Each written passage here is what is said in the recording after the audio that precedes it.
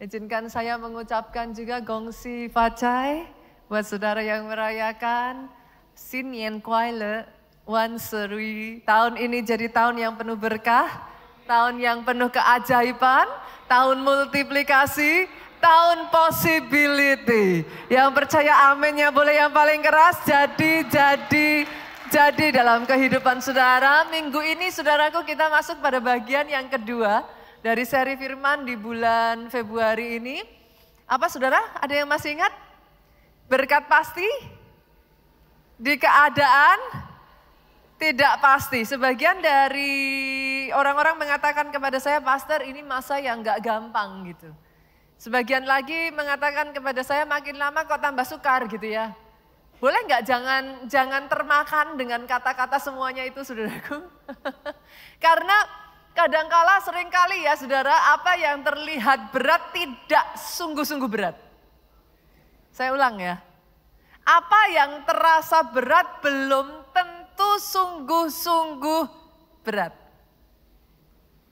Itu sebabnya hari ini saya ingin menyampaikan satu kebenaran firman Tuhan. Sekalipun di dalam masa berat ada berkat.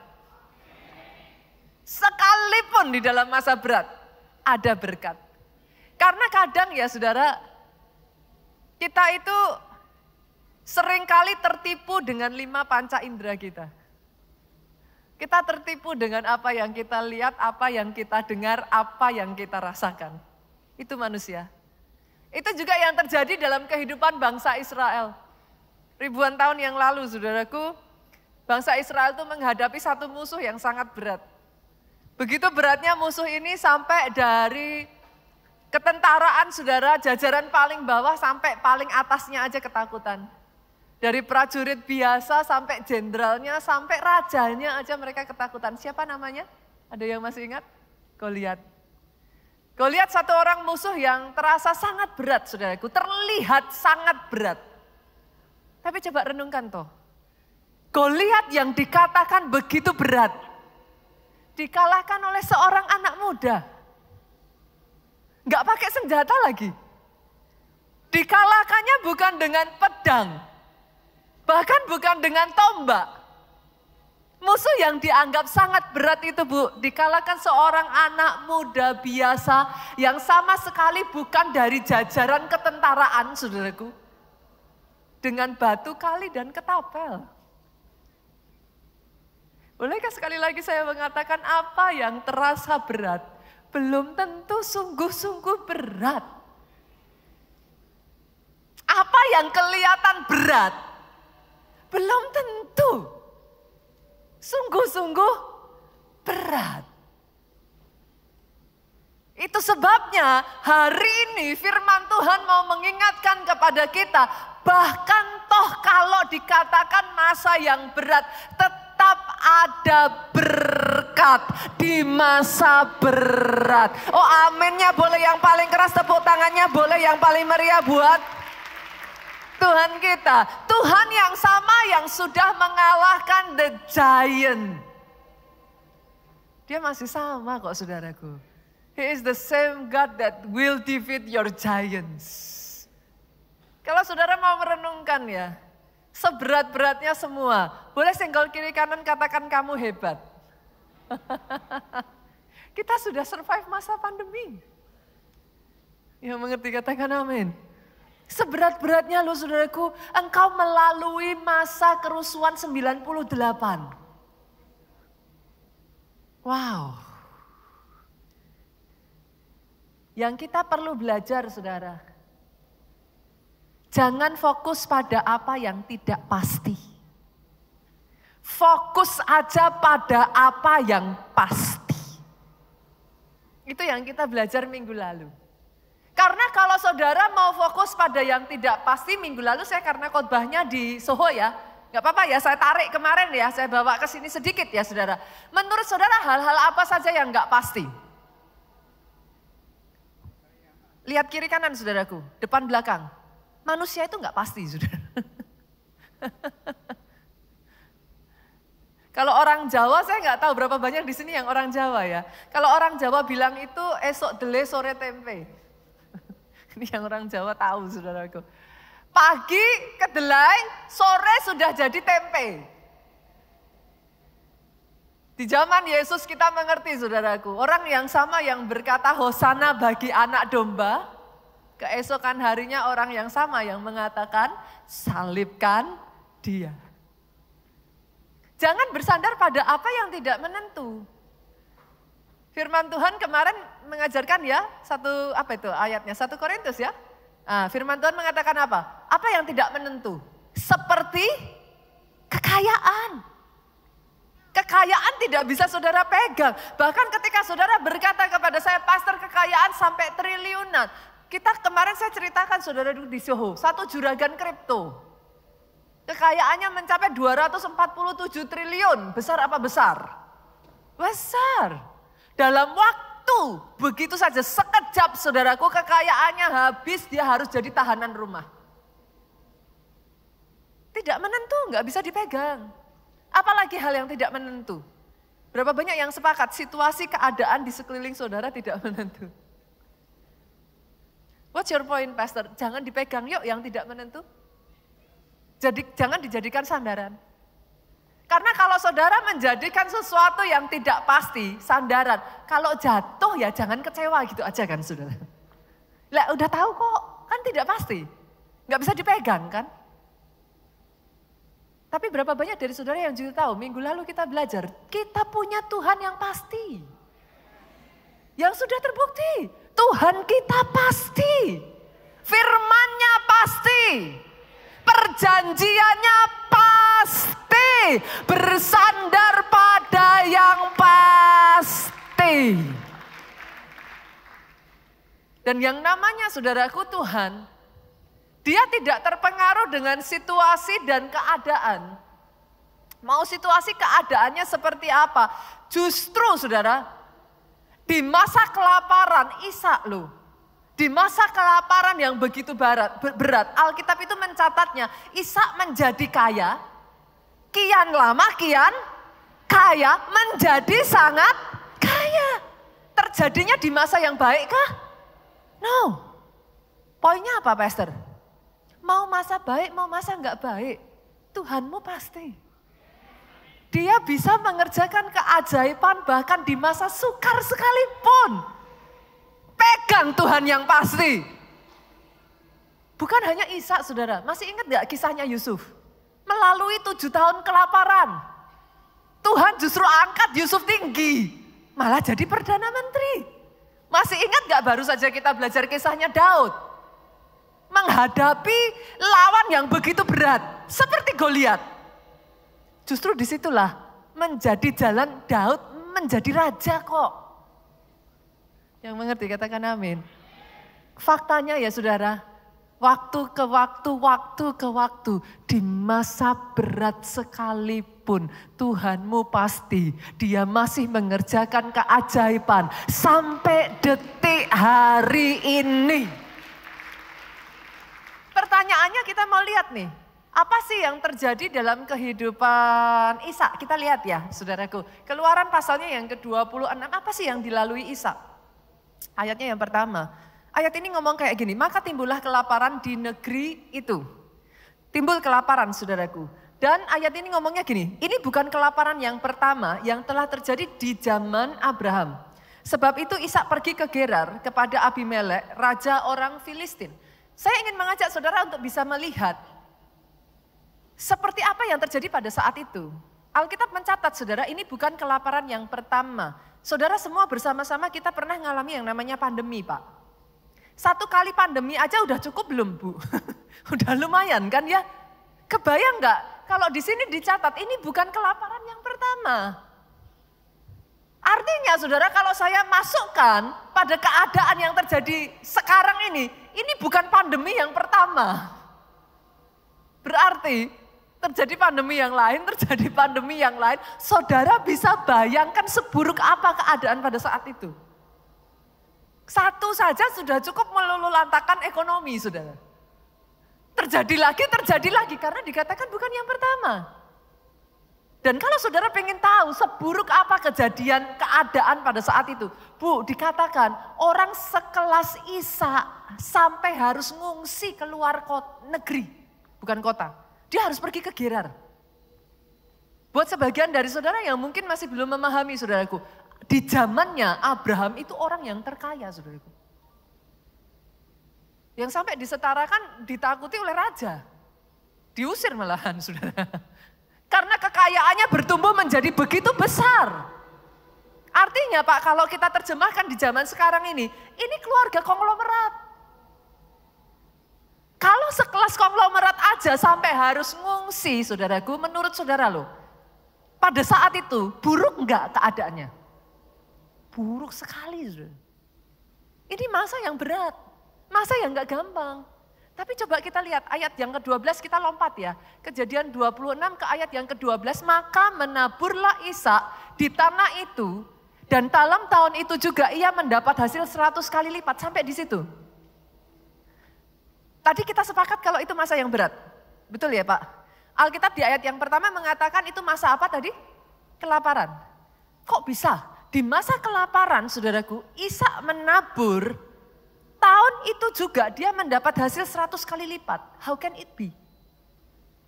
Saya tarik ini ya saudaraku, coba renungkan. Yang namanya masa kelaparan itu apa toh saudara? Masa kelaparan itu masa di mana saudara nabur tapi enggak panen. Make sense ya? Make sense ya? Itu masa kelaparan. Itu sebabnya kenapa terjadi kelaparan? Karena panennya gagal. Yang lain enggak ada yang panen. Panennya gagal saudaraku. Tapi bagaimana mungkin, lihat ini. Di masa seperti itu, Alkitab mencatat ada satu orang namanya Ishak, dia nabur, tahun itu juga nuai 100 kali lipat. Berapa banyak dari saudara yang seperti saya kita jadi bertanya-tanya dong, apa rahasianya? Kan gitu. Mau dong, yang lain panen gagal kok yang ini nabur nuainya 100 kali lipat. Coba saudara, perhatikan, 2-3 yuk sama-sama baca, 1, 2, 3, sebab.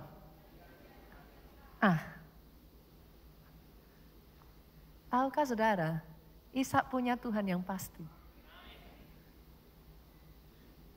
Sebagian dari saudara, kita kadang meremehkan kata ini loh. God bless you. Kita get used to it. Kita dengar kata Tuhan memberkati itu kayak udah biasa di lidah.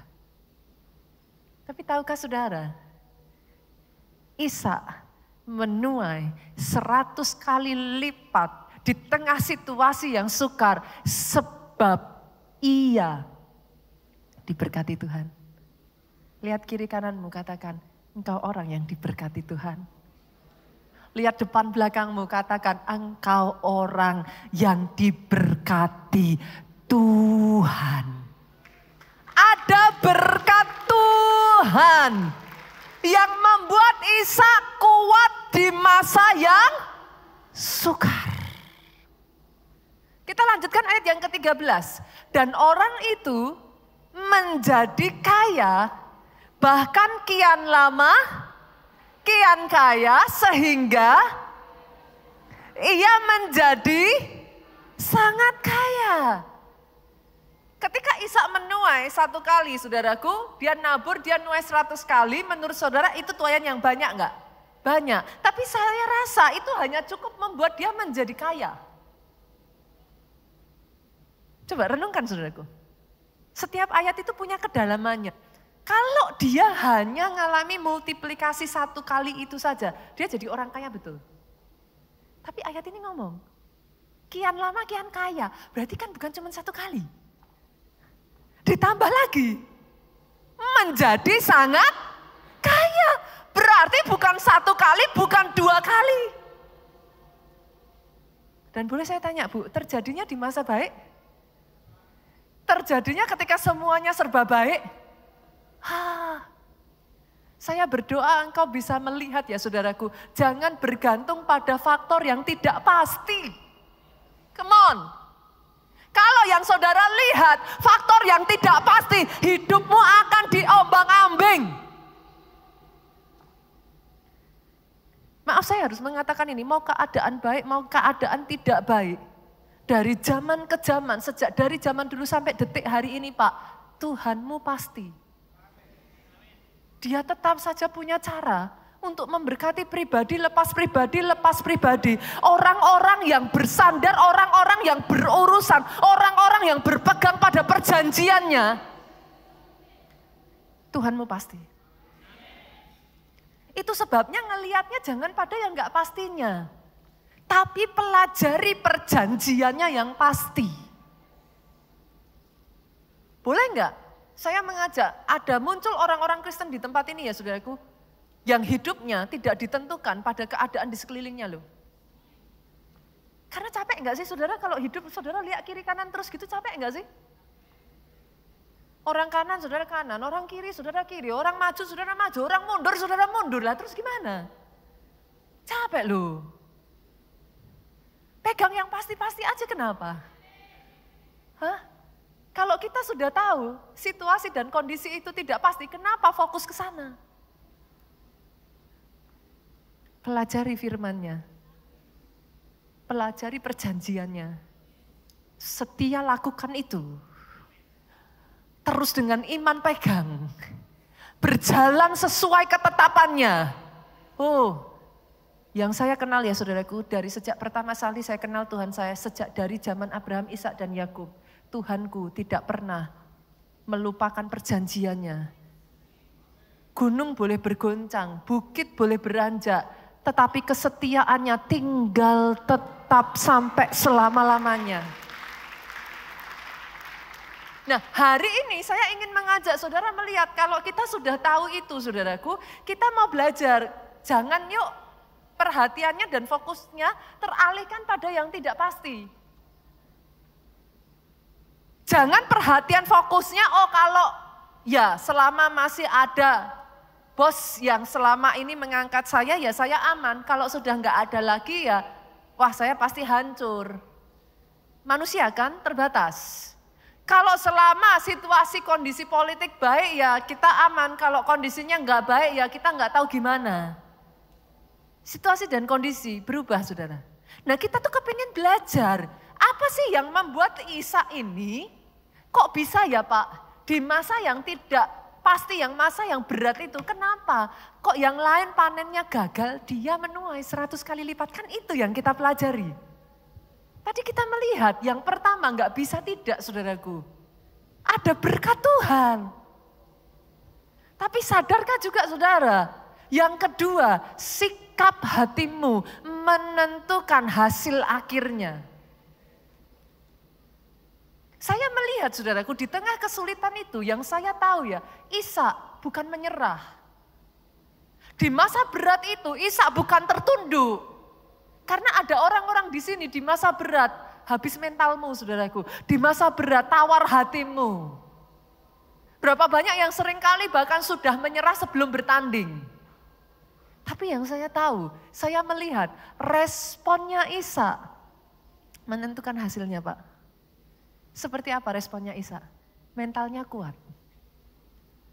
Mentalnya kuat. Saya perkatakan pribadi, lepas pribadi di tempat ini ya. Ada orang-orang yang mentalnya kuat di masa-masa yang sukar. Ada orang-orang yang responnya benar di masa yang sukar. Ada orang-orang yang memutuskan tidak menyerah di masa yang sukar. Berarti kalau seperti itu Pastor, sekarang kita belajar bagaimana nih kita bisa punya mental yang benar di masa sukar. Alkitab ngajarin seperti apa Pastor? Ketika kita sedang ada di masa sukar, kita mesti punya mental kayak apa? Kita buka yuk, Ulangan 20 ayat 1 sampai 4. Ulangan 20 ayat 1 sampai 4 ngomong gini saudaraku, apabila engkau keluar berperang melawan musuhmu, saya tanya, peperangan itu masa yang sukar apa masa yang gampang? Berat ya. Apabila engkau berperang melawan musuhmu, nah di masa yang berat itu, ditambah lagi, engkau melihat kuda dan kereta itu gimana saudara? Prajurit kalau perangnya ngelawan kuda sama kereta itu kalah kelas saudara. Sudah di masa berat, kalah kelas. Bukan cuman kalah kelas, tentaranya lebih banyak daripadamu, kalah jumlah. Jadi kalau saudara ada di masa yang berat, saudara ada di masa yang bahkan secara level kita tuh gak menang gitu. Pertandingan kita itu gak menang.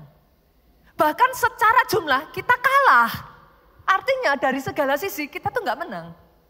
Tuhan ngomong apa saudaraku? Sama-sama yuk. Maka janganlah engkau takut kepadanya. N kecil artinya jangan takut dengan semua situasi itu. Pastor kok bisa gak takut? Loh orang kenyataannya kayak gitu ya takut tuh pastor. Ya betul. Tapi ada alasan kenapa engkau gak harus takut. Lihat sebab apa saudaraku? Tuhan Allahmu yang telah menuntun engkau keluar dari Mesir, dia menyertai engkau. Artinya apa? Kalau dulu dia sudah menolong engkau, masa kali ini juga dia tidak menolong engkau? That's the point. Oh kalau mau tepuk tangan yang paling meriah saudaraku. Saya itu banyak mendengar beberapa waktu yang lalu saya ketemu dengan satu jemaat dan dia menceritakan bagaimana dia ditolong Tuhan saudaraku. Saya mengatakan kepada ibu ini, jangan lupa ya Bu, rasanya ditolong Tuhan. Karena banyak orang pernah ditolong Tuhan, ketika ngadepin masalah lagi, lupa pernah ditolong Tuhan. Kenapa saudara jangan takut? Karena pada saat itu saudara takut, tetapi Tuhanmu tidak melepaskan engkau. Engkau pernah dilepaskan dari Mesir. Kali ini pun dia masih Tuhan yang sama yang tidak akan melepaskan engkau. Tangannya masih sama yang akan menuntun engkau. Masa pandemi saudaraku. Oh senggol kiri kanan, katakan kepada orang di kiri kanan saudara, congratulations. Kenapa? Maaf Bapak Ibu. Maaf. Di masa pandemi kemarin banyak loh yang couldn't make it sampai hari ini. Saya tidak tahu apakah ada di antara saudara yang kehilangan orang-orang yang saudara kasih. Tapi hari ini, the fact that you are here, congratulations. Tangan Tuhan tidak melepas engkau. Boleh enggak Bapak Ibu? Jangan jadi orang Kristen yang gampang lupa yuk. Engkau pernah ditolong Tuhan. Kalau kali ini pun kau mengalami hal yang begitu berat, Tuhanmu belum berubah. Itu yang saya tahu. Manusia bisa berubah, Tuhan tetap sama. Bahkan ayat ini berlanjut saudara, kita lihat yuk. Ayat ini berlanjut ke ayat yang kedua ya, kita baca ya. Ayat kedua ngomong gini, apabila kamu menghadapi pertempuran, nah ini saudara. Kita mesti gimana nih? Di tengah masa berat itu kita mesti gimana? Maka seorang imam harus tampil ke depan dan berbicara kepada rakyat. Kalau zaman sekarang seorang pendeta. Pastor, terus gimana? Saya bukan pendeta, Pastor. Saya boleh tanya saudaraku, kira-kira kalau pendeta tampil seperti saya datang gini, apa yang saya lakukan? Apa saudara? Firman disampaikan ya? Betul ya, firman disampaikan. Sama, di zaman itu juga sama. Di masa yang berat seperti itu, firman harus disampaikan. Artinya apa Bu? Hati-hati dengan apa yang kita dengar. Masalah banyak orang sudah masanya berat Bu, yang didengar bikin semakin berat. Berapa banyak jujur, ayo kemarin masa pandemi. Saudara dengarnya yang mana? Waduh, tambah banyak nih yang meninggal. Waduh. Yang mana? Alkitab berkata, di masa seperti itu, suruh firman yang berbicara. Jangan dengar berita-berita yang bikin tambah berat. Terus bicaranya apa? Dengar hai orang Israel, kamu sekarang menghadapi pertempuran melawan musuhmu. Jangan lemah hatimu. Jangan takut. Jangan gentar. Jangan gemetar. Kenapa? Saudara takut, saudara gentar, saudara gemetar, saudara lemah hati. Masalahnya enggak hilang. Masalahnya tetap Bu, tambah berat gitu aja. Tapi ayat keempat mengatakan, yuk sama-sama kita baca 2-3. Sebab Tuhan Allahmu dia yang berjalan menyertai engkau. Once again dia ngomong, aku Immanuel. Aku Immanuel. Kita ketawa waktu kita baca kisah murid-muridnya, ketakutan pada saat Yesus tertidur. Masih ingat kisahnya saudaraku? Murid-muridnya diombang-ambingkan, ombak, ketakutan, sedangkan Yesus ada di sana tertidur dengan nyenyak. Kita tertawa, kita bisa ngomong, ih keterlaluan ya ini murid-murid ya. Tapi jujur loh, berapa banyak kita yang sama? Kita lupa, kita berjalan bersama the God of miracle.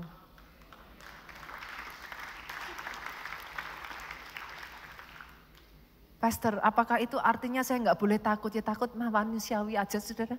Nggak dibolehin juga saudara takut. Emangnya saya bisa melarang saudara untuk takut? Tapi setidaknya ketika kau takut itu sadari ini. You are not alone. Saya nggak bisa melarang saudara untuk takut. Tapi bersama saudara pada saat saudara takut itu sadari kebenaran ini. Immanuel. Tuhan semesta alam menyertai engkau. Dan hebatnya saudara, Tuhan itu berjalan bersama dengan engkau tuh bukan cuma nganggur saudaraku. Dia bukan cuma topang tangan aja saudaraku, dia bukan santai-santai. Dia berperang melawan musuhmu. Yang menyertai engkau, tidak membiarkan engkau berperang sendirian. Ketika dia berperang, lihat, dengan maksud memberi kemenangan kepada engkau. Tepuk tangannya boleh sekali lagi. Lebih meriah lagi buat Yesus Tuhan kita. Dia bermaksud memberi engkau kemenangan. Jangan menyerah. Jangan mundur. Maju. Di masa-masa berat ya saudaraku, pernah dengar lagu ini enggak saudara? Sekarang tegaklah kepalaku, hadapi lawanku yang berada di sekelilingku. Apa? Dan mulutku memuji, bermazmur bagimu, bersorak bagi kebesaranmu. Kita tuh sadar, kita terbatas. Tuhan yang perang. Tapi di tengah Tuhan perang, kata-kata saudara ini menentukan. Boleh enggak bersorak bagi kebesaran Tuhan? Cheering him out. Tuhannya mah sudah pasti saudaraku. Kitanya nih loh yang seringnya ngomong, Tuhan bisa enggak ya? Bisa enggak ya? Kira-kira gimana ya? Ayo cheering him out. Ayo bersorak buat namanya Tuhan. Itu yang dikatakan Mazmur 27 saudaraku. Sekarang tegaklah kepalaku. Hadepin. Saudara takut toh bantu apa sih? Kalau saudara takut masalah saudara selesai, go ahead. Tapi ketakutanmu mengecilkan kekuatanmu. Sedangkan kau membutuhkan kekuatan terbaikmu untuk melawan masalahmu. So now, bangkit. Lihat, tegakkan kepala saudara. Jangan tertunduk, hadapi lawan saudara. Sadari, engkau punya Tuhan yang tidak meninggalkan engkau. Dia berperang bagi engkau. Dia berperang untuk membawa kemenangan. Sekali lagi tepuk tangannya boleh yang paling meriah. Pastor, sekarang saya masuk lanjutan ya saudaraku. Bagaimana kita bisa punya mental yang kuat, kan gitu.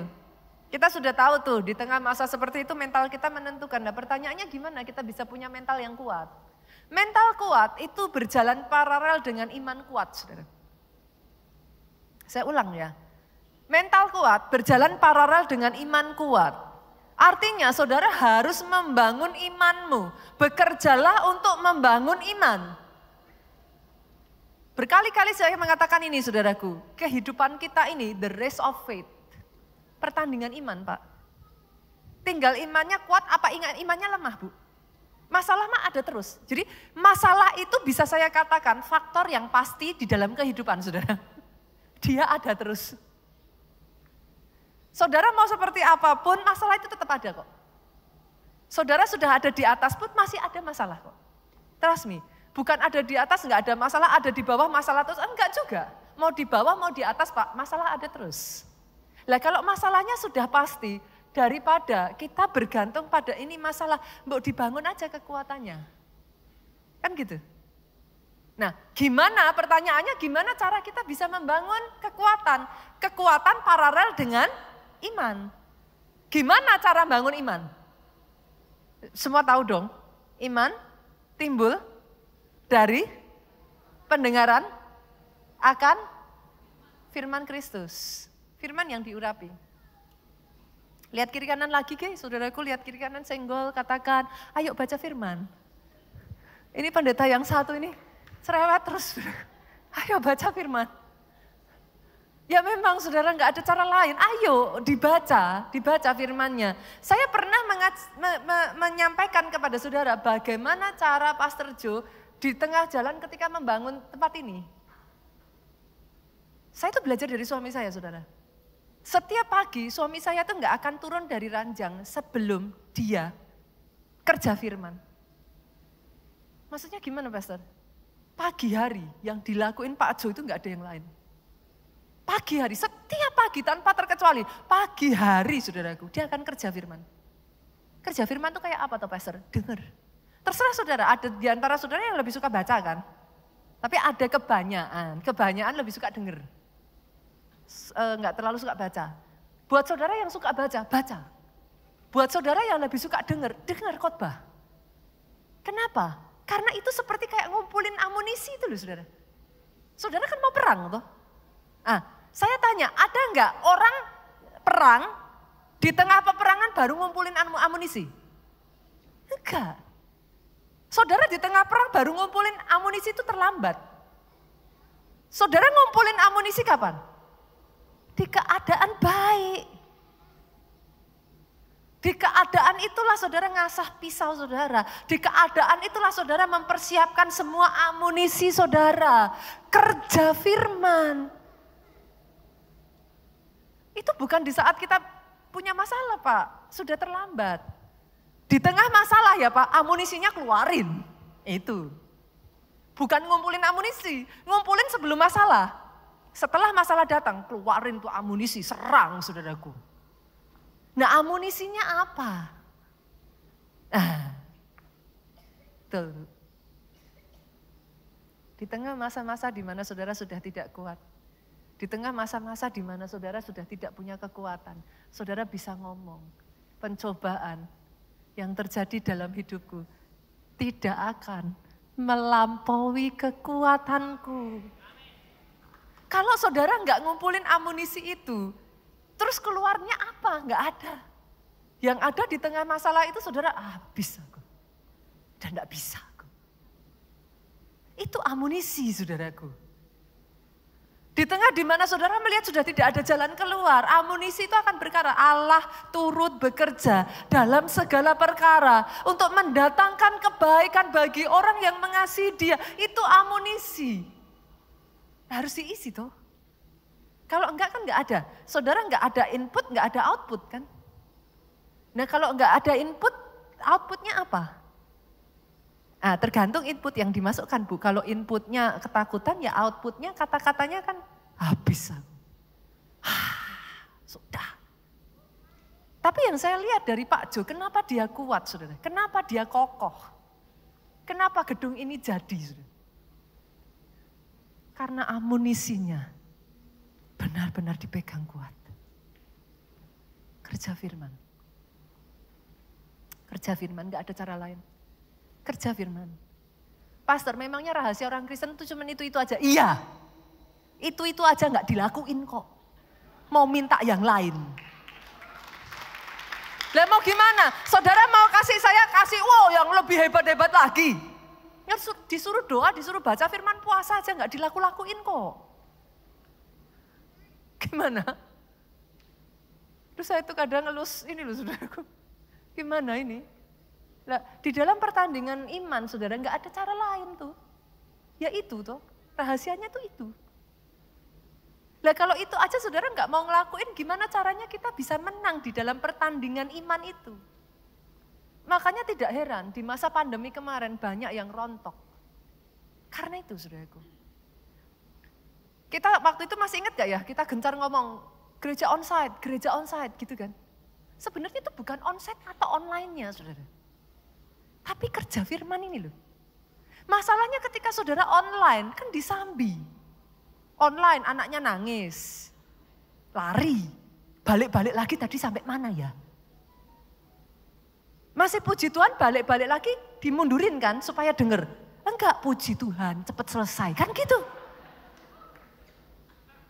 Nah gimana? Nah akhirnya kan gak masuk toh Pak. Sekarang kalau di sini saudara duduk, kenapa onsite itu kenapa Pak?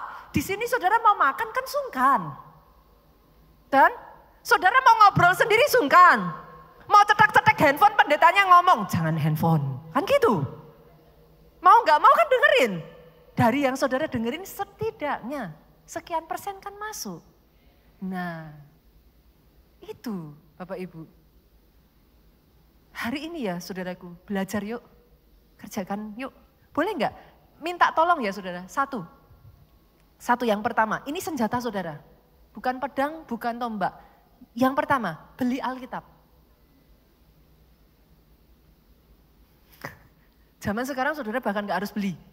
Buka handphone, download Alkitab. Oke? Nanti kalau memorinya habis, yang dibuang jangan Alkitabnya. Sedih loh saya sudah. Dari semua gamenya dipertahankan. Ini ya Alkitab lumayan besar, buang. Jangan ya Bapak Ibu, download Alkitab. Terus yang kedua, cari Alkitab setidaknya dalam 2 bahasa Bapak Ibu. Oke? Pastor, kita harus mempelajari dari bahasa aslinya. Ya kalau saudara bisa bahasa Ibrani sama Yunani ya mau enggak aja saudaraku. Saya silakan.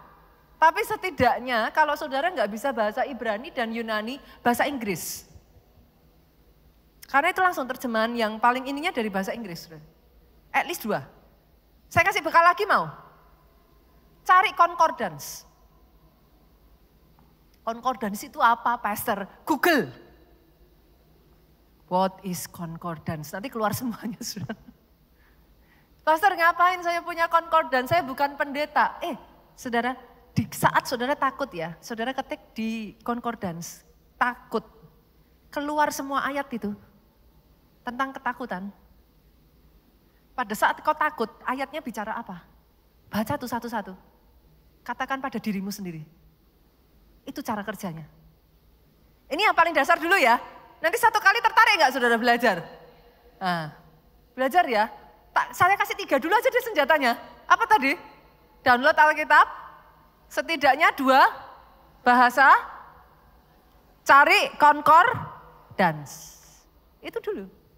Jadi nanti pastor, berarti cara kerjanya concordance gimana? Ketika saudara mau cari tentang berkat ya, gimana hidup diberkati, ketik aja berkat, keluar semua tuh. Nanti saudara pelajari, lah belajarnya gimana pastor? Belajar tuh gampang loh saudara, dibaca. Gak bisa saudara bakar, diminum gak bisa. Tapi ketika saudara baca, itu nanti akan muncul saudaraku. Ada kayak petunjuk-petunjuknya, satu demi satu nanti saudara akan belajar. Oh ternyata orang kalau mau diberkati itu kayak gini. Oh ternyata untuk diberkati itu gak boleh kayak gini. Yang disuruh lakukan, yang dilarang jangan dilakukan, kan gitu. Semakin nanti saudara detail, teliti, satu persatu saudara pelajari. Semakin nanti saudara dijagai oleh firman itu. Itulah kerja firman. Saudara sedang ada di dalam keadaan yang berat nih ya. Saudara tak mau tahu cara kerja firman?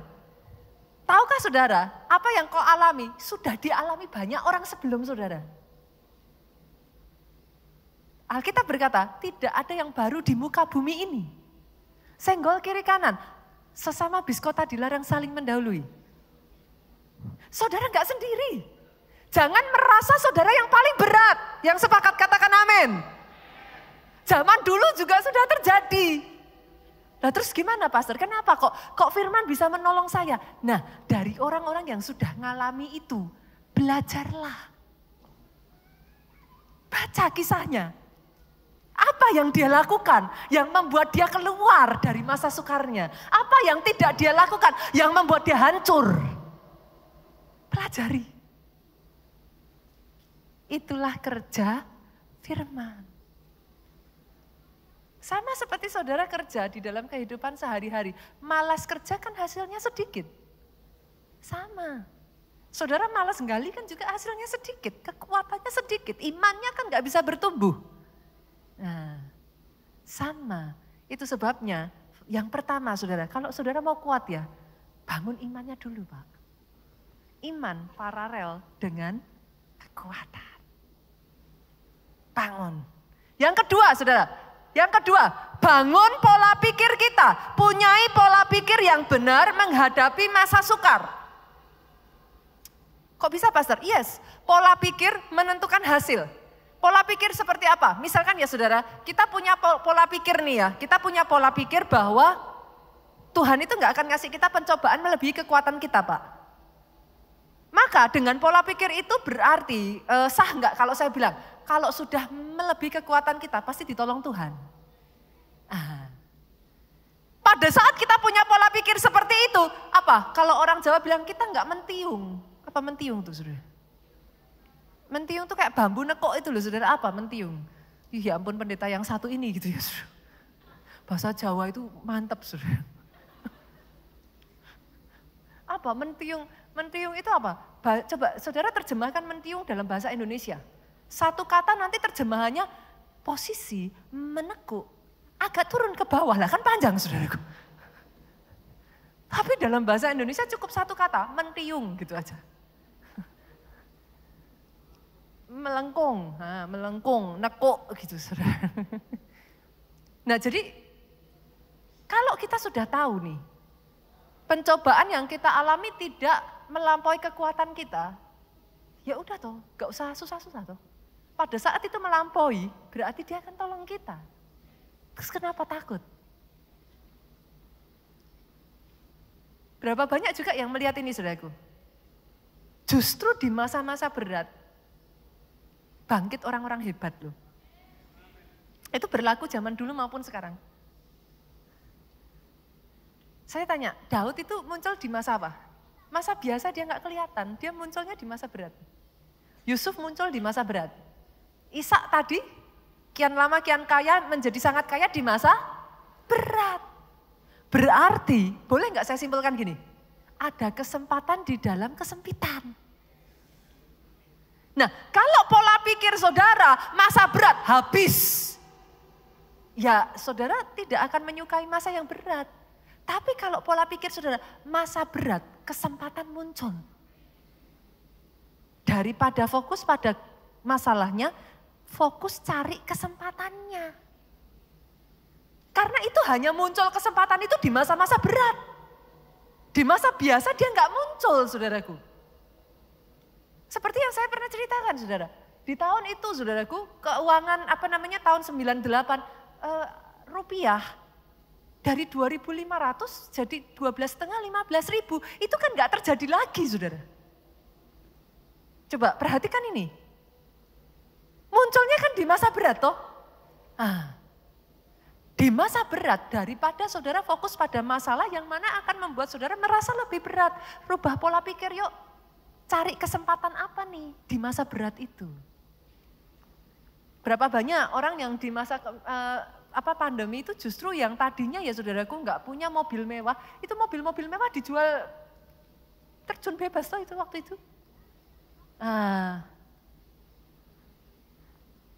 Di masa pandemi kemarin, ya selalu toh ada kesempatan kan?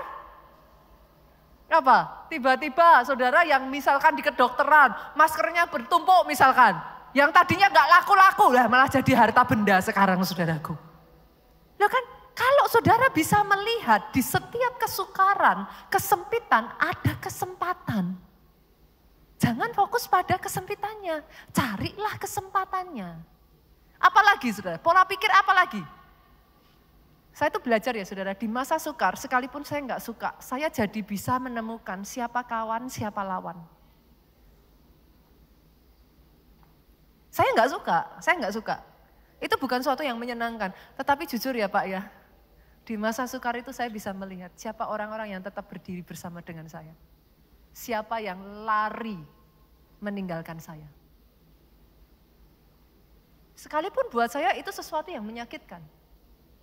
But yes, disitulah saya tahu. Oke, cukup saya mengerti. Mana kawan, mana lawan. Dan bersyukur. Tapi kalau mindsetnya salah, Tuhan, kenapa Tuhan izinkan? Kan gitu terus. Lah orangnya sudah pergi kok, mau saudara tangisin juga mau apa? Yang mengerti katakan amin. Cukup kan saudara belajar aja toh. Dari situ saudara bisa membedakan di kedepan harinya. Mana kawan, mana lawan. Apalagi Pak, di masa sukar itu apalagi? Sadarkah saudara, kekuatan maksimal saudara tidak muncul di masa baik. Kekuatan maksimalmu muncul di masa sukar. Saudara masih ingat gak tahun 98 tuh sampai ada kisah-kisah anak kecil bahkan bisa ngangkat sampai ada yang bapak-bapak bisa manjat itu rumah sampai naik ke atap, lari melalui atap di tengah kondisi yang kerusuhan seperti itu. Itu munculnya di masa apa? Masa berat. Coba di masa yang biasa-biasa, punya enggak keahlian itu? Lihat atap aja saudara cuma liatin, enggak bisa.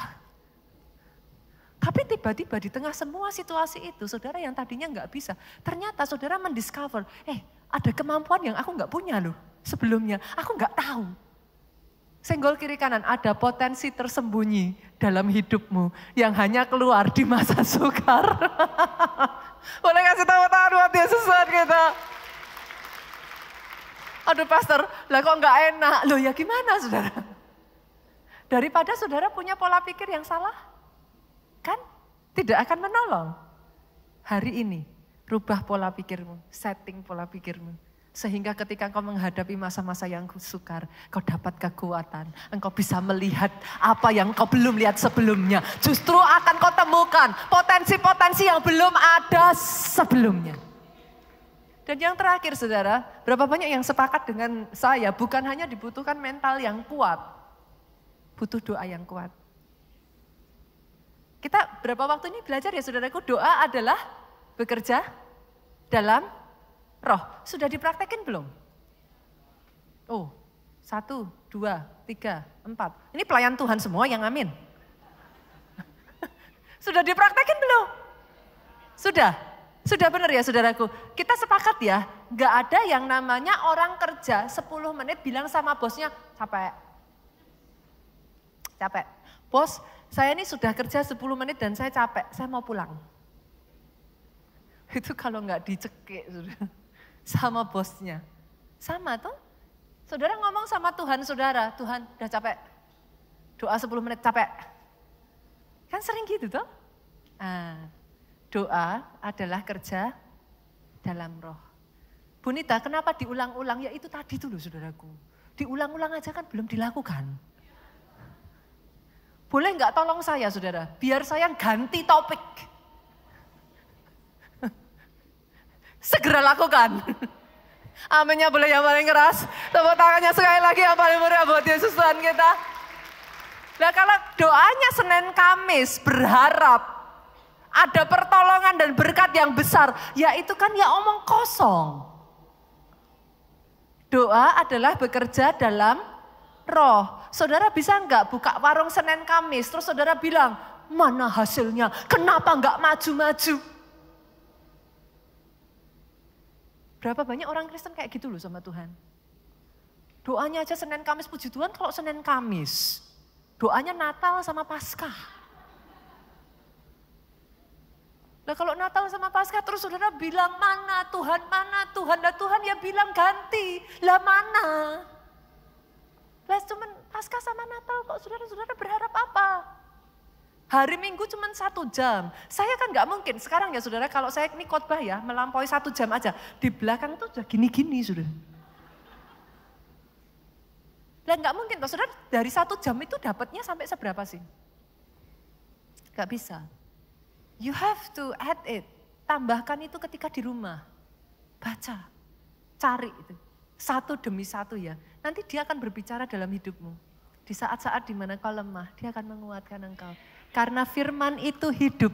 Dia lebih tajam dari pedang bermata dua manapun. Dia memisahkan roh dari jiwa. Dia memberikan kekuatan, pengharapan bagi yang tidak punya pengharapan. Sepakat ya Bapak Ibu ya, sepakat. Ada berkat di masa berat sekalipun. Hari ini saudaraku, sebelum kita tutup, saya akan ngambil waktu. Tadi saya sudah dikasih kata sponsor saudara. Pastor, nanti tolong diingetin ya, kalau pulang 2, 2, 3 gitu. Saya taruh di sini dulu aja saudara. Pulangnya 2, 2, 3 ya Bapak Ibu ya. Jangan langsung semuanya keluar ya, bertahap ya, supaya nanti teratur. Nah, tapi saya, boleh nggak saudara, saya tutup dengan ini. Sebentar lagi kita akan berdoa untuk berjalannya pemilu saudara. Nanti tanggal 14 bersamaan ya, kita akan ada pemilu. Nah, biarlah pemilu serasa Valentine. Kan pastor, pemilunya yang damai-damai saja, amin. Amin ya, senggol kiri kanan, jangan golput. Jangan golput, manfaatkan surat suara saudara datang. Jangan bangun kesiangan. Kan hari libur sudah. Bangun saudaraku, coblos. Lagi senggol kiri kanan, jangan dicoblos tiga-tiganya. Pastor, saya adil kok. Saya daripada milih salah satu, udah daripada pusing, saya coblos aja tiga-tiganya. Jangan saudaraku, coblos satu aja. Caranya gimana saudara? Doa. Doa. Di setiap zaman itu ya saudaraku, percaya satu hal ini. Buat sebagian dari saudara yang mungkin sempat berpikir ya, Pastor, aduh gitu. Doa saudara, percayalah. Agenda Tuhan itu pasti terjadi kok. Manusia itu, kita sudah terbukti kok saudaraku, bahkan dari zaman dulu pun ya saudara. Melalui raja-raja, melalui banyak orang-orang yang ini pun ya. Agenda Tuhan itu tetap harus terlaksana. Dan di setiap zaman, selama 10 tahun ini Tuhan pakai Pak Jokowi, kan gitu. Tuhan bawa bangsa Indonesia masuk ke babak berikutnya lagi kan. Ini pun nanti saya percaya ya saudaraku, orang yang terpilih, yang ditentukan. Entah itu apakah 1 putaran, mau 2 putaran. Biarlah ada sebagian orang-orang yang mungkin memperjuangkan itulah saudaraku. Tapi 1 putaran ataupun 2 putaran itu ya saudara. Saya percaya agenda Tuhan harus jadi atas Indonesia. Bolehkah itu yang kita doakan? Jaya bangsaku, damai bangsaku, sejahtera bangsaku. Boleh bangkit berdiri jemaat Tuhan? Siapakah Allah yang seperti-Mu di antara Allah yang lain? Nama-Mu kudus, perbuatan-Mu ajaib, bangsa-bangsa sujud menyembah-Mu dengan kasih setia-Mu. Engkau menuntun Tuhan, menuntun hidupku ke kediaman-Mu yang kudus, dan bersama-Mu Tuhan memerintah selamanya. Bapa, kami berdoa Tuhan, buat bangsa dan negara kami. Di momen 14 Februari, setiap rakyat akan memilih pemimpin mereka. Kau berikan hikmat, Kau berikan petunjuk-Mu. Bahkan Tuhan, apapun manusia berusaha mengerjakan, nobody can cheat you. Tidak ada yang bisa mencurangi Tuhan. Yang kami berdoa, Kami bawa bangsa ini. Yes, Lord. Kami bawa Indonesia. Amin. Kami bawa negeri kami tercinta ini. Amin Tuhan. Biarlah orang-orangnya, pemimpin-pemimpinnya takut akan Engkau. Biarlah rakyatnya makmur dan sejahtera. Amin. Roh takut akan Tuhan itu turun. Roh cinta akan bangsa ini turun. Biarlah bangsa ini menjadi bangsa yang makmur. Amin. Menggenapi